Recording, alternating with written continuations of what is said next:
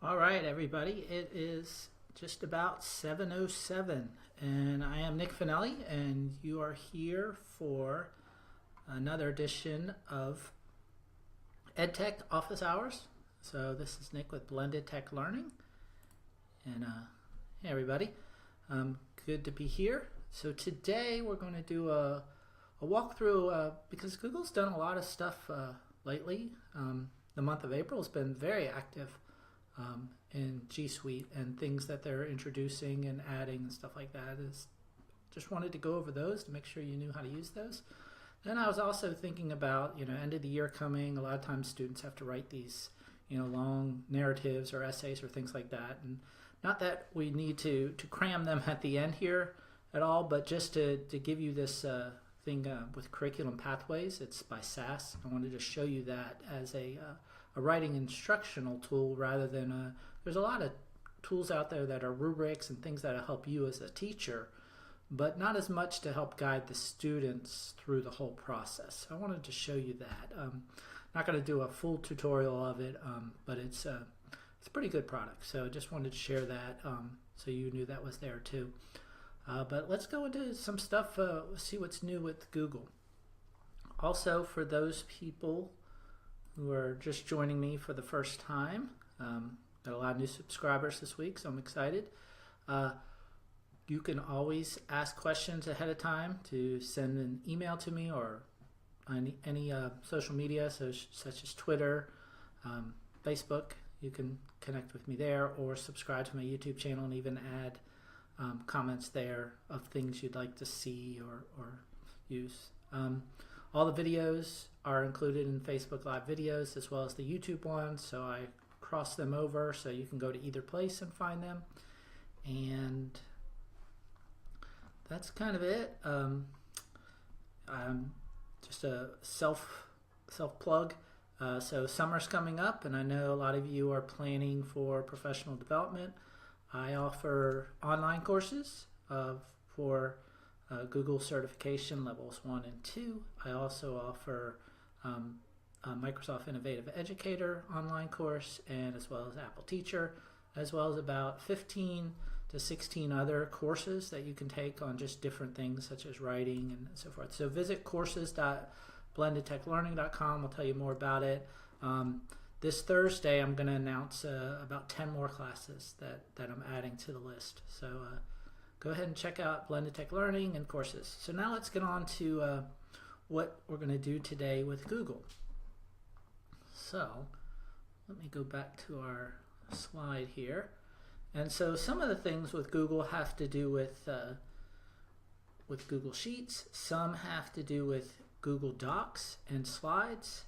And then also want to share some admin stuff. And the reason I share admin stuff, I know not the target audience isn't necessarily admins, but if you know about something that exists and you can tell your Google admin at your school, like, hey, we can do this now, and they might know it already, but if they hear it from you, then there might be an interest to change it quicker. So that's it. So first thing I wanted to start out with, when we talk about what's new with Google, I want to talk about the Google G Suite release calendar. And so what's nice about the release calendar is that it shows you for the month what is going on as far as the being released. It has, you can do it weekly, you can do the agenda view, and besides for the month, so you can see April's been pretty busy. There's different color codings, and it tells you underneath what those are. And basically, if your Google admin has decided that you want to have a rapid release, which means you get the launches as soon as they launch, then you'll see new products and things in a way. A lot of times I see people posting stuff and saying, hey, this just showed up today, because they didn't know it was coming. But you can subscribe or just go to this calendar. You can actually add this calendar to your calendar. So if you wanted to, you just click on the plus, and it's going to add your calendar here. It's going to bring it up, and then it's going to add this particular release calendar. And so you can decide which one. And if you already know, you're like, okay, I am, on this release calendar or something like that, or rapid release, then you can add them. So there's 4 different calendars that it's showing. I like to show all of them so that you can kind of see, and I will continue getting notifications. Thank you.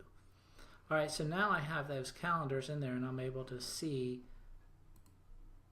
anytime what's going on. And so, for example, if we just wanted to look at today on the calendar, I'm just going to hit the letter D and go to my day view. And so G Suite Basic and Business customers, so that's something for them. That's all that's listed for today. For tomorrow, different color, add custom links to navigation bar in new Google Sites.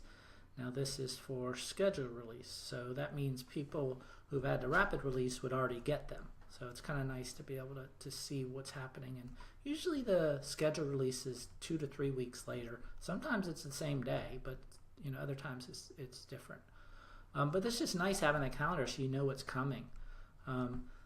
So just look at this calendar. I'm going to review some things. And what's also nice is they have a blog update. So for instance, this is coming tomorrow. So if you didn't know about this,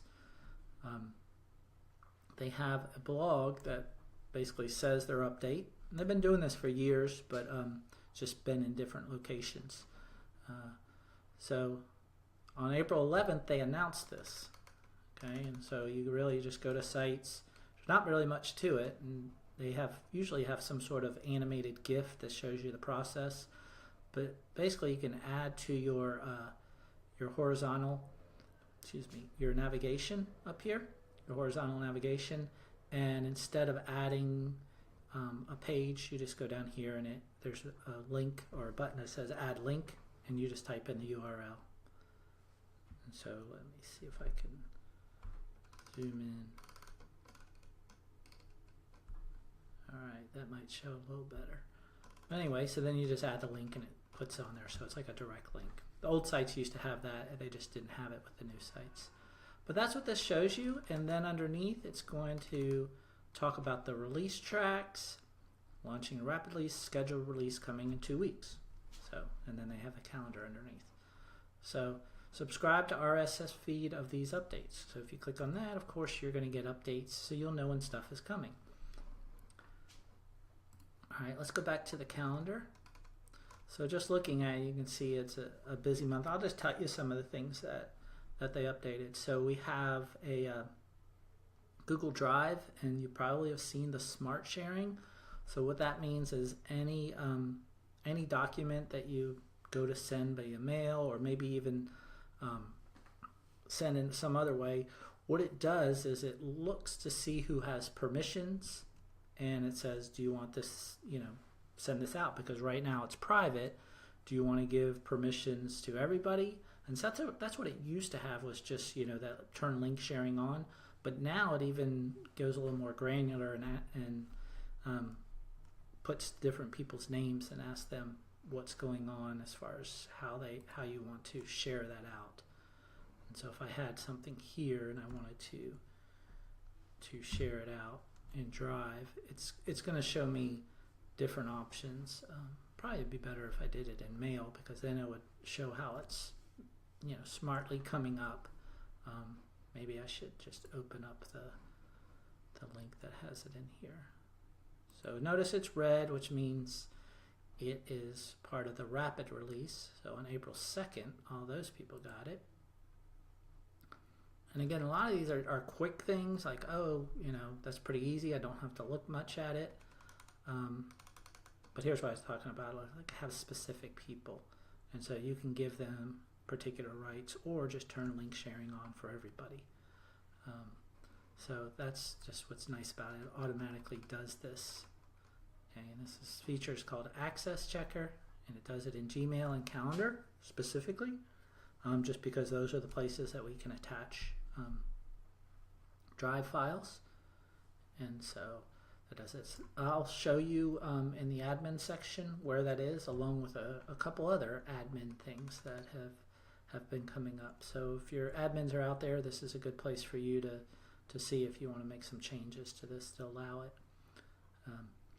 So some other things that have been added to Google G Suite is the directory. Now you can have the directory be able to be split. So before, when you had a directory, when you brought up all your contacts, it would list everybody in your organization. So let's see if I can do that under this account.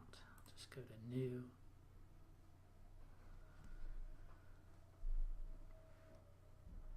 And you can go to your contacts here.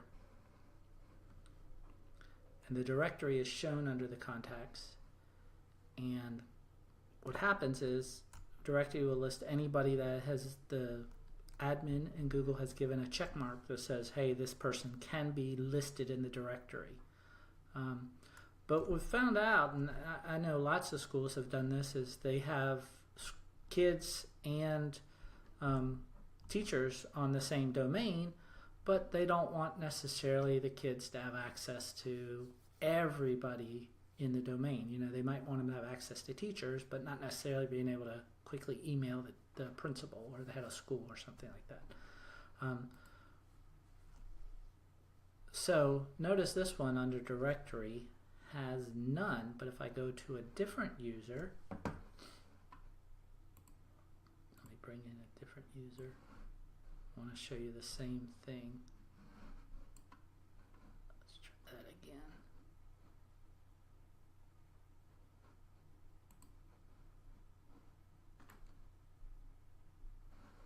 There we go.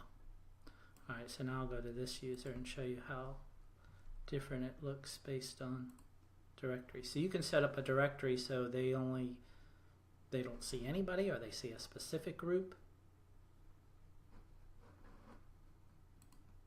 There we go.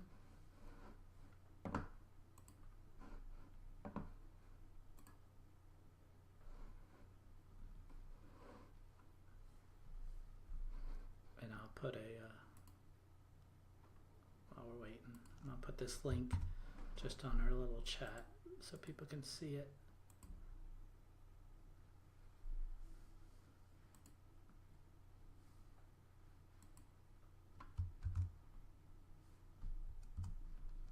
There we go.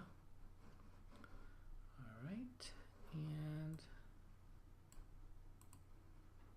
move this back in the way. There we go. So we're loading the contacts.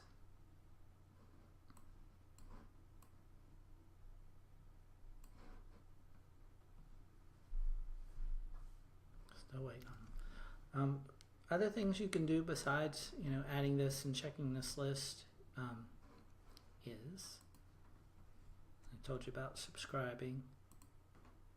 There we go. So here's the contact list, but if I go all the way down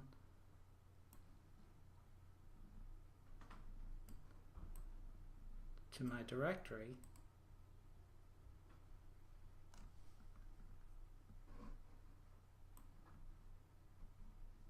there it is. So you can see these are all people within the organization, different usernames and things like that. So that's just a kind of cool way to be able to differentiate. So now that is possible.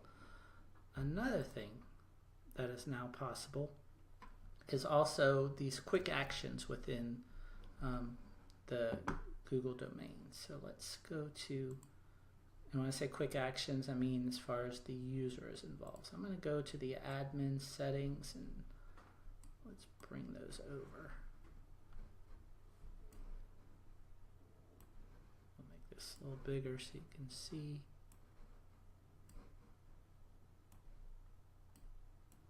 There.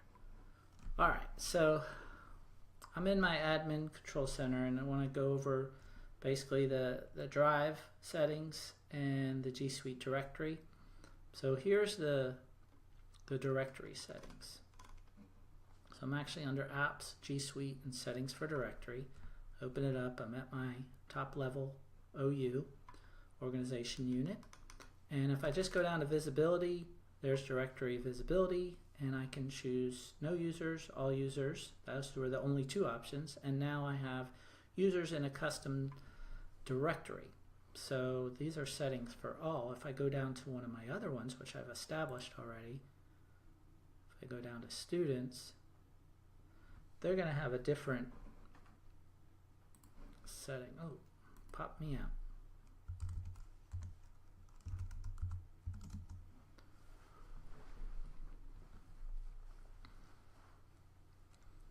All right, back in. While we wait for that, I do appreciate everybody sending notes and subscribing, and also adding or sharing that this live office hours is available. And again, feel free to send in questions, write in live. If I don't get to it tonight, I will get to it next session, or I'll send you something specific if you have a specific question. All right, so now I'm looking at the students organization unit, which is a sub OU, and I have users in a custom directory. So you can create a new one, or you can use existing ones that you have. And then in the custom directory, you can decide, and I'm just going to click on edit because I named it students, but I can decide which groups I have. So your students probably have groups either by classroom that they're in. So I have classroom names and things like that on here. I also have groups that I've created. So most of these have been done with Hapara, using that to create those. But I've had other groups that I've created. But there's the classroom teachers list, which I could include separately as teachers. So I could change this and name these teachers, and what this would do is all people that have access to create classes in my domain now will have a separate directory if they are actually users in this particular sub organization. So that's just quickly and easily how you can set up the visibility, but you just go to apps, G Suite, and then directory, and then decide who it is you want to have this custom directory, and then what groups they can belong to. All right, some other things you can do is, let's go back out to our G Suite. I'm not going to go too far from our apps, and we're going to go to Drive and Docs.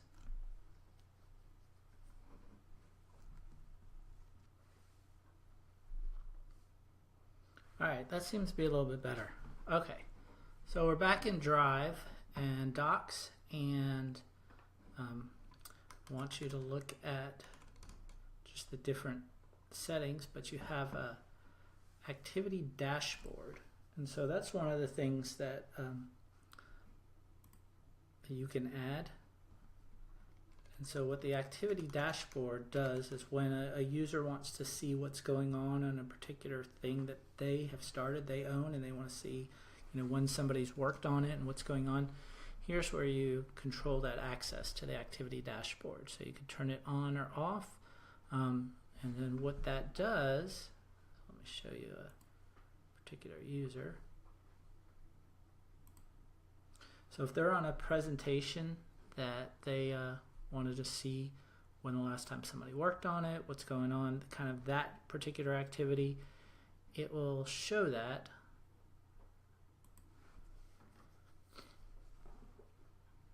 under your tools. So if I go to activity dashboard, under tools, this is going to show who last read it, maybe look this evening, this afternoon, who was on it, and you can click on the privacy settings, and it shows your view history for all docs, sheets, slides, show my view history for documents. So you can see if people even just jumped on and looked at it, which is nice just to know that someone took a look, especially students, like, okay, did you open that document? Did you do anything with it? You can have that on a particular file, and then if you have it shared for everybody, it's different too. So that's back here. So that's how you turn that on. As far as going into users, so let's do this. They've made it simpler in the admin section to look at different users.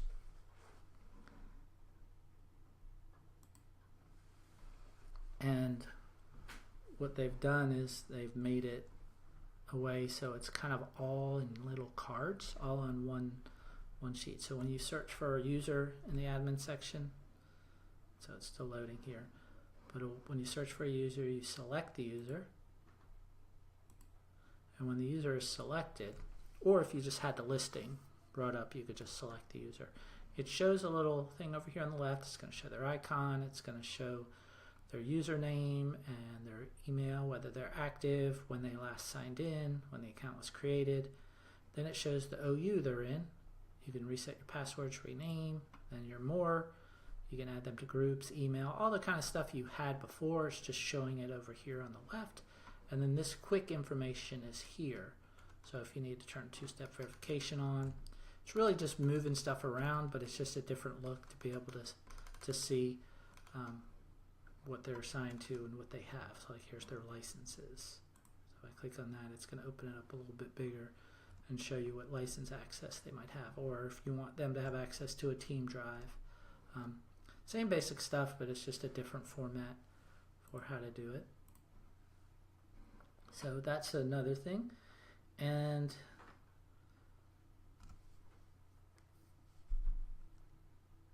there's your little part there. So those are just some quick things inside the admin control panel, being able to look at the directory, being able to go ahead and do the smarter sharing. Basically, oh, actually I didn't show you the smarter sharing. That's under the docs too, but it's just a quick enable, and the being able to see these quick actions right here. All right, and show it. So there's a plus down here at the bottom right, and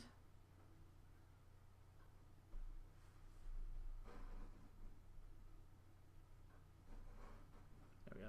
And if you click on the plus, you have the link.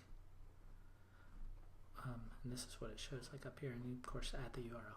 But the other thing I was talking about was being able to add a favicon. So now you have that ability if you go to your tools up here. So there's lots of different tools, but if you go to the three dots, you can go to add favicon.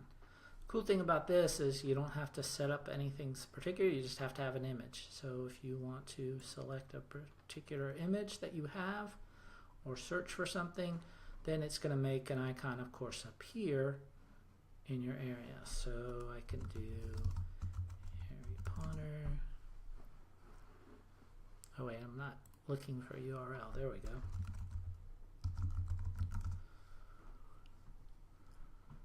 And so if I want this HP to be up there as my favicon, then I can do that. And so now it failed to insert. Perhaps it's too big. Depending on the selection, I can upload something. But what it will do, let me click on select again. We'll try something a little smaller. Try clip art maybe. That might be a little smaller. I don't know, the Wikipedia ones tend to be bigger. There we go. So now it's showing it. It's been added. And now if I view, because right now you can't see it's still the Google logo. So if I click on preview, still not going to show it. But the next time I publish, I click publish. Now it'll say it's published, and of course if you want to view your published page, voila, here it comes, and you're going to see it right there. It's been added. So that's just a simple way to add a favicon. If you want to change it, just go through the same process to change it. Okie doke. Let's go to Google Sheets now. There's a number of cool things in Sheets. And so the first one I want to talk to you about is the macros. And so for years I've been telling people, Google Sheets, it's like Excel, except you really can't do macros. Well, guess what? You can do macros now, which is really cool. So some of the things are setup macros. So for instance, when you create or record a macro, it's like you're recording steps in a procedure. for those of you not sure what that is. And so I'll give an example. I have this spreadsheet coming up here, and I created a little space down here to take the median attendance of this FIFA World Cup over the years, because they do the average attendance. So I'm doing the median here, and I want that same median to be copied over several times. Now I could, when I originally did it, it's like, oh, I only wanted it for attendance. Lots of steps involved.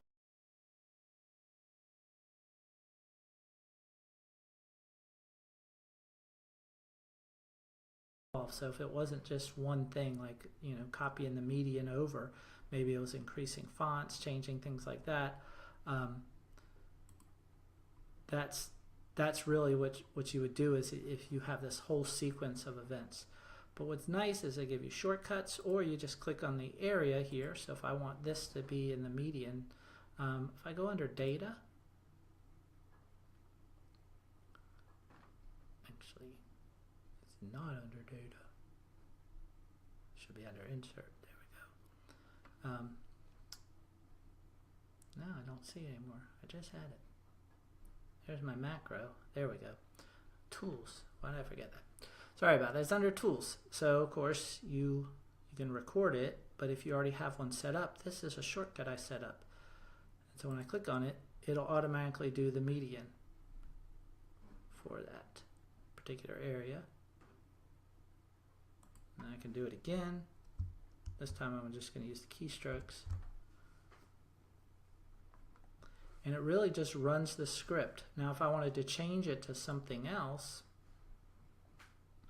so now I'll actually go through the process of running a macro from start, because this did this. So let's go ahead and go to Tools. And this time we're going to create or record a macro.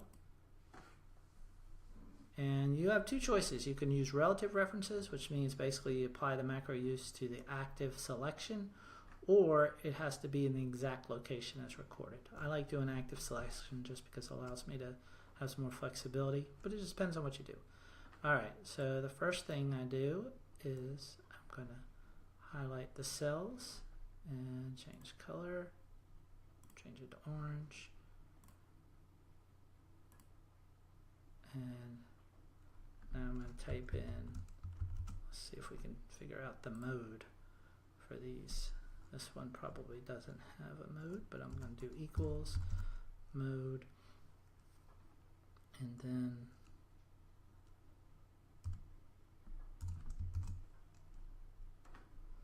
select my values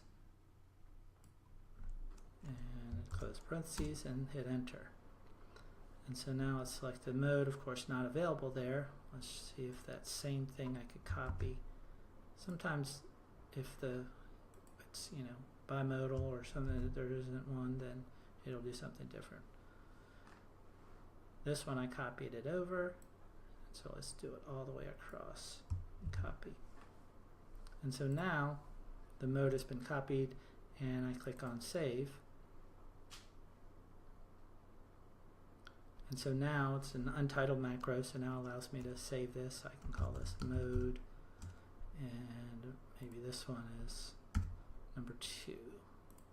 So I save the shortcut. And so now it allows me to save that. So other things you can do is you can grab entire sections. So if I want to group, for instance, year and edition, I can grab both those sections. Now if I right click, it can allow me, I can easily resize them.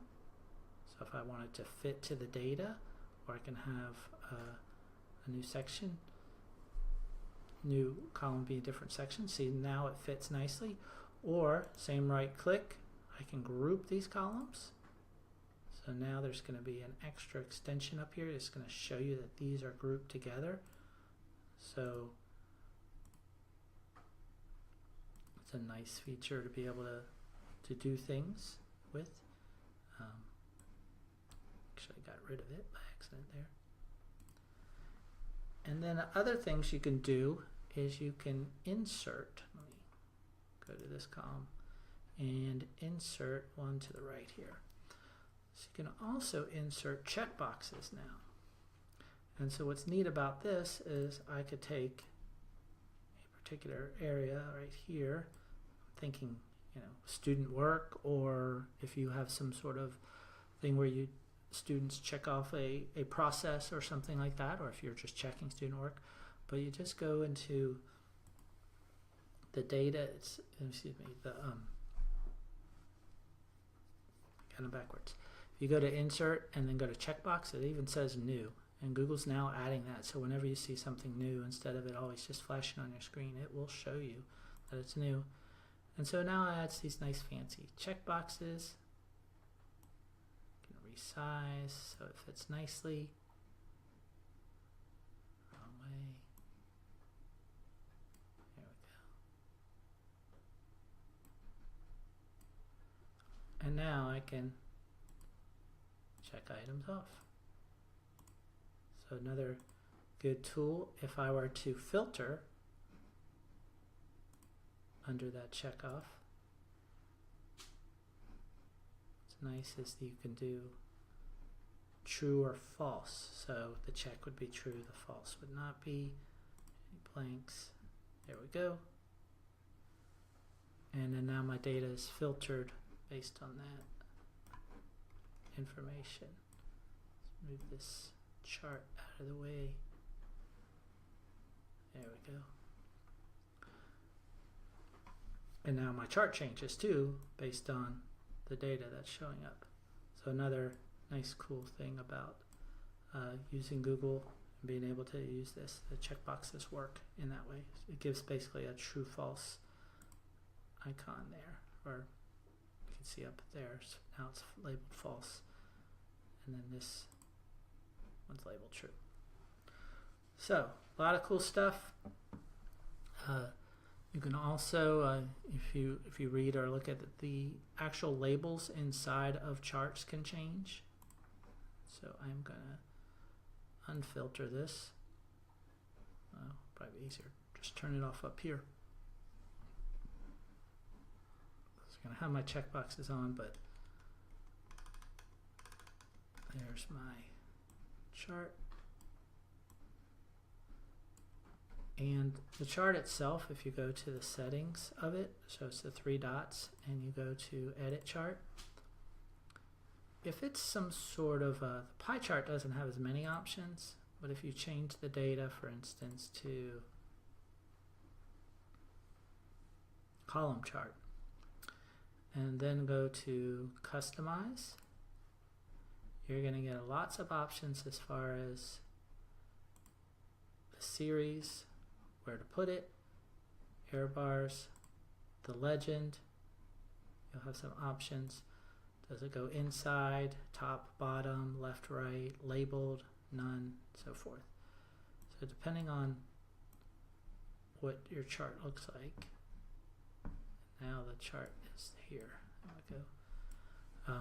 Depending on what you have going on for it, it will label those things in different areas, but it just allows more customization.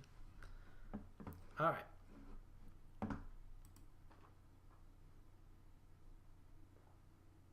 So we've done some with Sheets. We've done, of course, with the Google Admin Center. We did that quick thing with Sites. Now I want to take you into Google Docs.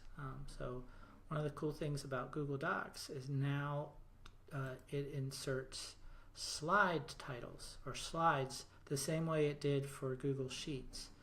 So when you open up a Google Doc and you want to insert a particular slide, it will insert that slide, but if you change the slide later, you can update it just by clicking Update Link, and that way your docs are always updated even if you've changed a slide later on. And so I have this example here. So this is just a doc,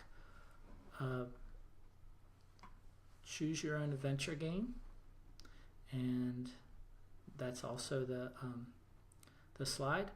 And so this is kind of like a brainstorm. So somebody may be creating a choose your own adventure slide deck, and they want people to join them in solving the mystery or whatever. And then maybe throughout is, you have different questions that you have them, decide, should I do this, should I do that? So all of those are listed.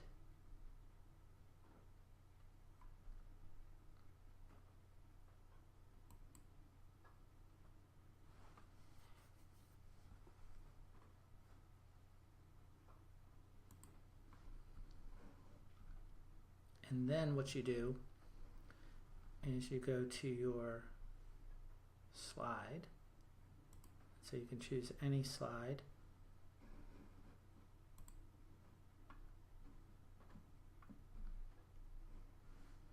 When you choose the slide, so I could copy and paste any one of these.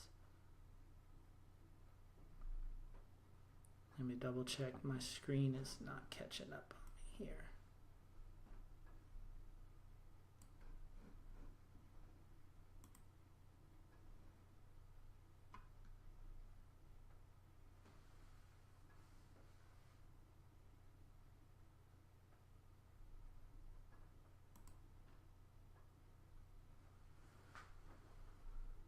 Pause for a second, have a moment of meditation and mindfulness. That reminds me, remember the mindfulness thing? We could be using that just as a segue while we're double checking to make sure this works as far as transitioning. I just don't want you to be able to not see the slides that I'm doing, and right now it looks like it's lagging, so just wanted to make sure it's caught up. All right, so I will edit that out later. So it has caught up. So now you go to a slide and you pick the particular slide and you copy it. And so I can go to slide number 2 and I can do file copy, or I can right click copy, but you just copy the name of the, or not the name, but the actual slide itself. And then once you copy it, then you go into your Google Doc and paste it. So you can see here I have an area set up, so we can do that.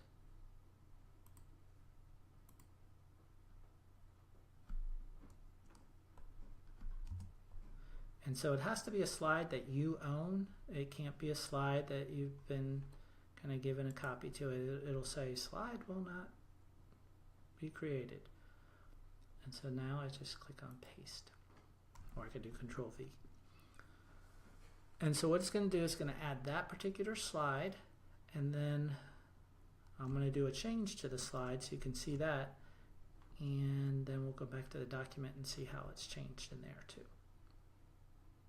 Alright, so here's the slide. Do I want it to link, or do I want to paste unlinked? If I paste unlinked, of course, if I make any changes, it won't change those. So I'm going to keep it linked.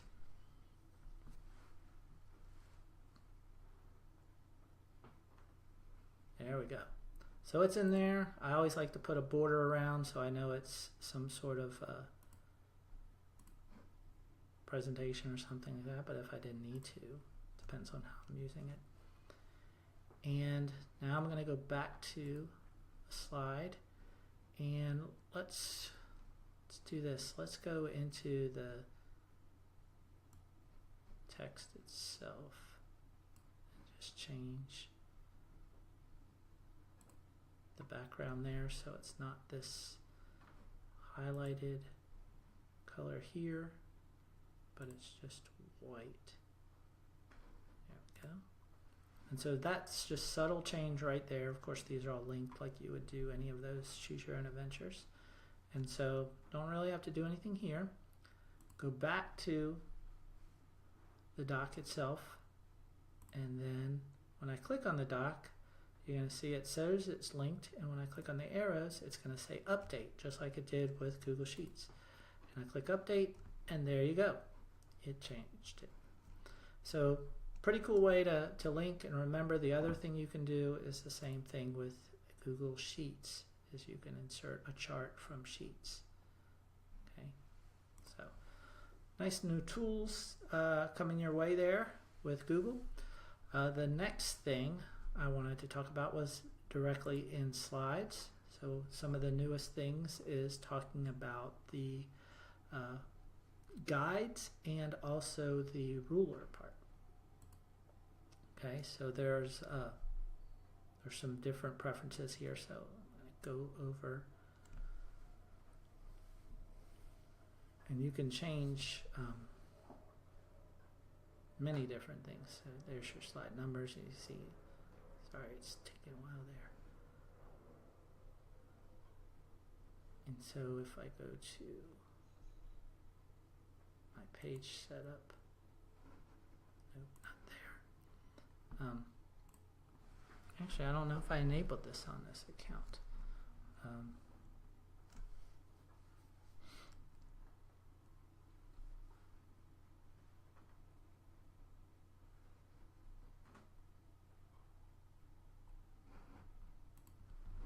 Let me look and double check to make sure I enabled it on my account before, when I thought I did before ahead of time, but you never know.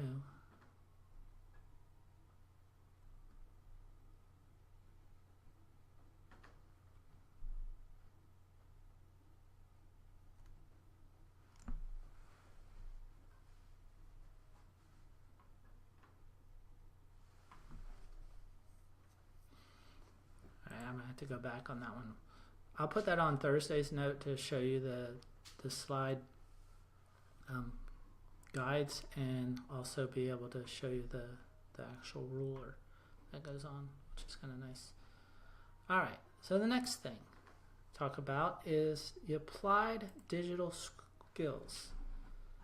And so I don't know if you guys know about these, but the applied digital skills are really cool. It is Google's kind of transition from using Google for school to, okay, how do I use these digital tools in real life? And so they have a whole curriculum set up, and the curriculum is set up for just students themselves, starting from the middle school all the way to just teachers, learning how to use it, or professionals. It's geared towards the kids, but as an instructor or as a teacher, you can set up a classroom and kind of follow your kids and see how they're doing through these particular skills in this curriculum. So let's show you what that looks like.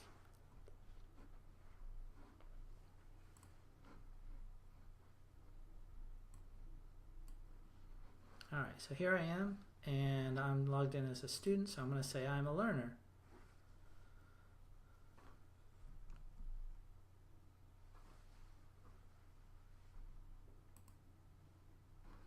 And it's going to ask what best describes you. I'm going to also, while that comes up, I'm going to bring up this side also.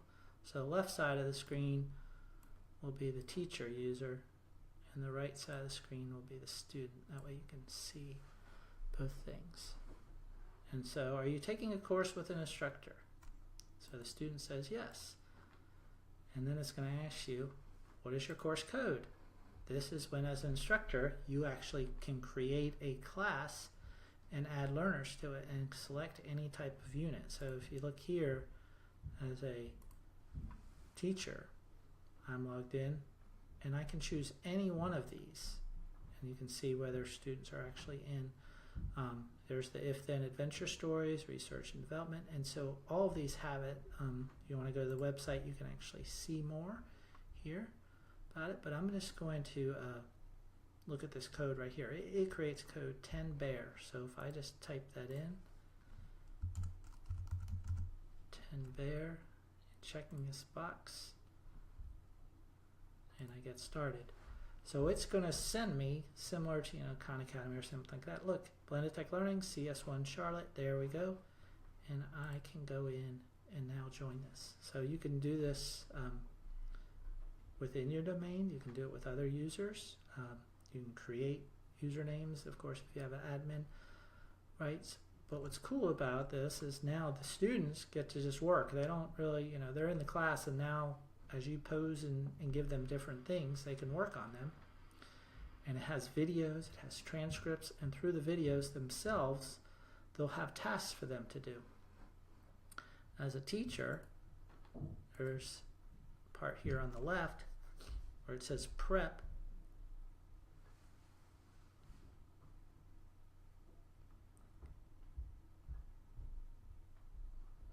Hopefully it won't have me sign in again.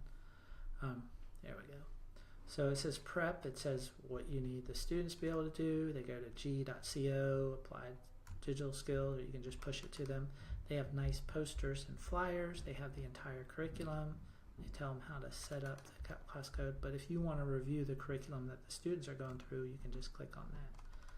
Besides prep, it's going to show you who's in the class. It's going to show you what progress they've made or where they are as far as all the different things, you know, inside that activity. And so there's activity 1.1. So and there's the student. So I can see as they're going on where they are on the map. And there's activity 2, part of this, because this is the only thing. If I go to different units, I can see what different things going on. The data itself is just going to show you quick data charts of the access and what they've done. So it's a nice snapshot. And then here's your ECC here. This is, you can drag different topics for them to use. And so you can kind of customize it so that they can have, you know, once they turn something in, they can go to a next topic or something like that. So these are just auto-assigned topics on things that I think they might be interested in or something like that. So if I pick that, then it'll auto-assign them topics that have to do with this. Okay, so it's really cool to go through this, but definitely spend some time taking it out, checking it out. These are my classes, this is the curriculum, and then this is the CS First dashboard, which allows you to do some other stuff, which we'll talk about later in setting up CS camps for Google inside your school. They send you all the materials and things like that. So on Thursday, I'll talk about that show. All right, last part here. Last part is going to the curriculum that I was talking about, was the curriculum pathways. So I'm just going to type in the search. We'll make this bigger and make this student get out of the way. All right, so it's curriculum pathways. It's by SAS, S-A-S. So while I am pulling that up, check to see we don't have any questions.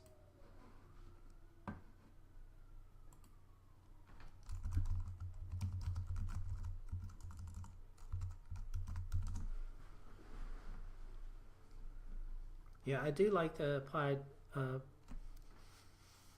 learning from Google, or actually it's applied skills with Google. They also will send you posters and things like that. If you join, you create the, when I did the CS stuff with my groups, they sent me all the materials I needed, both digitally and, you know, paper stuff, so they could track themselves. All right, so I am in curriculum pathways right here. Why use curriculum pathways? You do have to sign up, but it is a free sign up, and of course everything free is like, okay, it's not really free. They're, you know, they're looking at your data and saying we have this many people signed up, and that helps them make money so they can give you the product or do other things. So but in curriculum pathways, the neat thing that I like about it is the, let's see if we can pull up the writing resources. So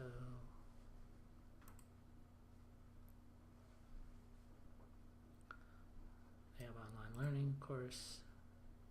They have lots of research into what they've done, and I'm going to write SAS Writing Navigator. I think that's the name that gets you directly in there. They also have it in the Chrome Web Store. There.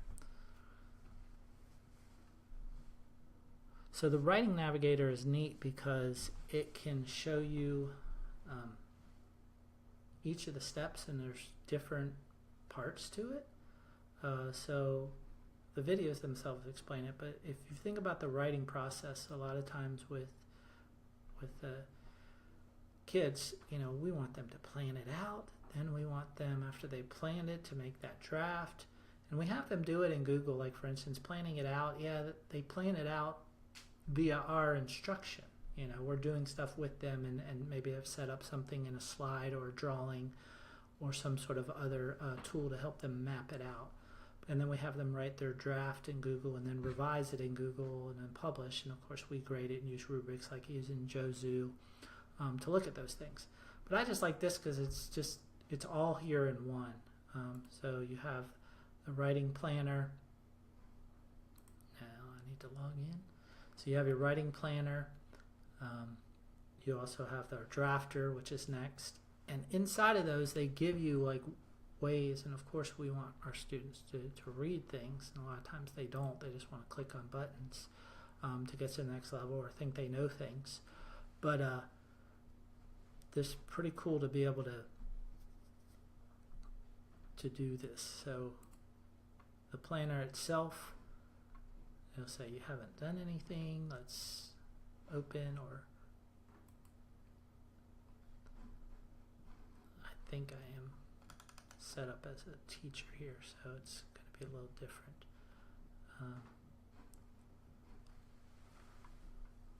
Let me try a different link. This is going through the process. You'd be able to see different parts, but I think this is just the portal showing showing where you need to go. There it is. All right, so create a draft by selecting one of the following: start from scratch or load save work. All right, so we're going to start from scratch. And of course they have these as add-ons inside of Google Docs if you want to use them. But what I like is just at the top right, state your purpose. And then if you don't know or understand anything about purpose, here's a little explanation about, what is your purpose for your writing? And so then you'd write it up there. And then the same thing about your audience. What kind of things do they want you to write in there and why? And so it just helps you with that frame of mind and give you that base, especially for writers who are, maybe always having to remember, like, how do we do this? This just provides that nice template of format for it. Then goes into writing plans, talking about examples of main ideas. So students can continue to add main ideas. It starts out with an introduction and conclusion and has separate parts. Under the research, it allows you to add items, and then let me add a different item here.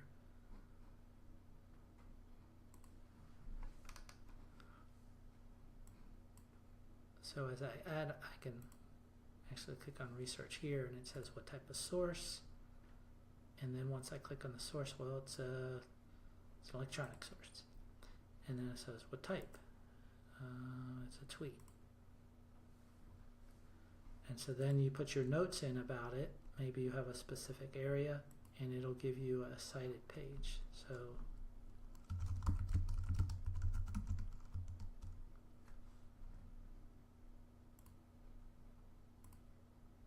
there. And so now it looks for a username, has Twitter username, and then anything that's cited. So I can just type in my username. There we go.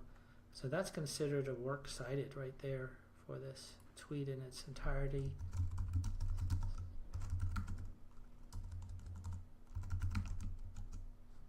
And that's it. So you'd be able to use that, submit, and so now it's listed as a star. But each section is like this. And so notice there's draft, introduction, conclusion. Under each section, highlights. And then they have different ideas, like how do I focus on conclusions? And it gives you ideas. And so I think this is just one of those tools that makes it easier for students to go back to and not necessarily have the teacher always instructing them. And it helps them go through the process on their own and have a little more autonomy.